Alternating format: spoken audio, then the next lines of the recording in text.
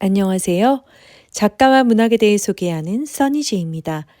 유익하시다면 구독과 좋아요 눌러주세요. 오늘의 문학은 천일야화, 바다 사나이 신드바드의 세 번째 여행입니다. 안락한 삶은 나로 하여금 이전의 두 여행에서 겪었던 그 모든 위험들을 잊게 해주었습니다. 편안한 생활이 지루해졌던 나는 상품을 구입해서 바그다드를 떠나 발소라로 갔고 거기서 다른 상인들과 함께 또다시 배에 올랐습니다. 항해는 오랫동안 계속됐습니다. 어느 날 바다 한복판을 항해하고 있던 우리는 무시무시한 폭풍을 만났습니다. 여러 날 동안 계속된 폭풍에 길을 잃은 배는 어느 섬의 항구 앞으로 떠밀려 왔습니다. 선장은 이 섬을 비롯한 인근의 섬들에는 털복숭이 야만인들이 살고 있는데 놈들은 필시 우리를 공격하러 올 것이라고 말했습니다. 곧 그들이 몰려왔는데 키는 2자 남짓하고 온몸이 빨간 털로 뒤덮인 흉측한 야만인들이 개미떼처럼 몰려들었습니다. 그들은 바다에 풍덩풍덩 뛰어들어 헤엄쳐 오더니 순식간에 우리 배를 에워쌌습니다. 민첩하고 빠른 그들은 우리가 알 수 없는 언어로 말을 했습니다. 그들은 배를 끌어다가 육지에 댄 후 우리 모두를 내리게 했습니다. 그리곤 그들이 왔던 곳으로 배를 가져가 버렸습니다. 그런데 우리가 내리게 된 섬은 앞으로 이야기하겠지만 거기 도사리고 있는 위험으로 인해 모든 여행자들이 무슨 일이 있어도 피하려 하는 그런 장소였습니다. 우린 해안을 떠나 섬 안쪽으로 갔고 거기에는 배를 채울 수 있는 열매와 풀들이 있었습니다. 걷다가 저 멀리서 어떤 큰 건물이 보였는데 가까이 가보니 궁전이었습니다. 궁전 한쪽에는 사람 뼈들이 산더미같이 쌓여 있었고 다른 한쪽에는 고기를 구워 먹는 데 사용하는 꼬쟁이들이 잔뜩 널려 있었습니다.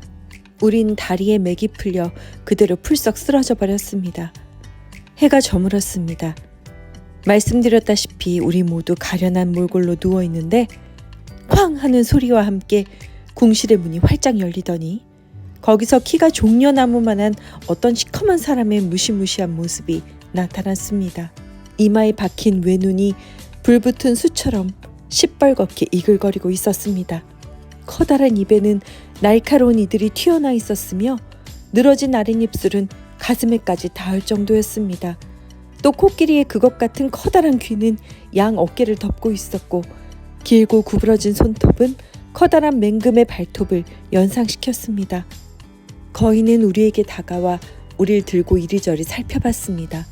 그리고는 가장 뚱뚱한 선장을 들어올린 뒤 꼬챙이를 들어 몸 한가운데를 꿰뚫었습니다. 그리고는 구워서 먹어버렸습니다. 우린 여러 가지 방법들을 생각해봤습니다. 하지만 뾰족한 수가 없었습니다. 어떤 사람이 입을 열었습니다. 스스로의 목숨을 끊는 행위는 우리 종교의 법에 금지되어 있어. 설사 이것이 허용됐다 하더라도 우리를 잔혹하게 죽이는 이 야만인에게서 벗어날 방도를 적극적으로 찾아보는 것이 훨씬 낫지 않겠소? 이때 내 머릿속에 좋은 계책이 생각났습니다. 여러분, 이곳엔 나무가 많으니 재빨리 뗏목을 만들어 타고 바다로 도망칩시다. 그리하여 우리는 각각 3사람씩 탈 수 있는 뗏목을 만들어 놓았습니다. 저녁이 되고 우린 궁으로 돌아갔습니다. 거인은 누군가를 구워서 먹고 잠이 들었습니다. 우리 중 가장 용감한 사람 9이 꼬챙이를 하나씩 들고 불 속에 시뻘겋게 달궜습니다. 그리고 일제히 달려들어 거인의 눈에다 쑤셔 넣어 눈알을 터뜨렸습니다. 고통을 느낀 거인은 무시무시한 비명을 질렀습니다. 우린 뗏목이 있는 해변으로 달려갔습니다. 동족 거인들이 쫓아왔고 우리는 더 이상 꿈을 댈 수가 없어서 일제히 뗏목에 올라타 해변에서 멀어지기 위해 죽으림을 다해 노를 저었습니다. 힘든 바다와 싸우면서 우리는 간신히 어떤 섬에 도착했습니다. 바닷가에서 잠이 들었던 우리는 이상한 소리에 깨어나 주위를 살펴보니 그것은 종려나무만큼이나 기다란 뱀의 비늘이 땅바닥을 스치며 내는 소리였습니다. 이미 우리에게 바짝 다가와 있던 뱀은 내 동료 중 하나를 덥석 물었습니다. 뱀을 피해 돌아다니다가 우리는 아주 굵고 높다란 나무 하나를 발견하고 밤이 오면 그 위에 올라가 뱀을 피하기로 했습니다. 가만히 있을 수만은 없어서 잔가지, 가시덤불 같은 것들을 잔뜩 긁어 모아 그것들을 한데 묶어 여러 개의 다발을 만들었습니다. 그리고 이 다발들을 피신할 나무 주위에 빙 둘러놓고 그중 몇 개는 내 머리를 보호하기 위해 위쪽 가지에 묶었습니다. 이 모든 작업을 마치자 밤이 왔고 난 날 위협하는 잔인한 운명으로부터 스스로를 보호할 수 있게 원 안으로 숨어들었습니다. 뱀은 내 주위를 빙빙 돌았지만 내가 만들어 놓은 방벽에 막혀 털끝 하나 건드릴 수 없었습니다. 아침이 되자 기진맥진했습니다. 하나님께서 내 절망을 불쌍히 여기셨는지 막 바다에 몸을 던지려고 있는데 해변에서 멀리 떨어진 저쪽에 배 한 척이 지나가는 게 아니겠습니까? 난 목소리가 들리게끔 있는 힘을 다해 소리치며 터번을 풀어 마구 흔들었습니다. 다행히도 선장은 나에게 거룻배를 보내주었습니다. 우리는 여러 섬을 여행했고 마지막에 들른 곳은 살라하트 섬이었는데 약용으로 많이 쓰이는 나무인 단향이 재배되는 지역이었습니다. 형제여, 배 창고에 상품이 좀 있는데 그것은 얼마 동안 우리와 함께 항해했던 어떤 상인의 것이요. 그런데 이 상인이 죽고 말아 내가 그를 대신해 그 상품을 굴려 이문을 남기려 하오.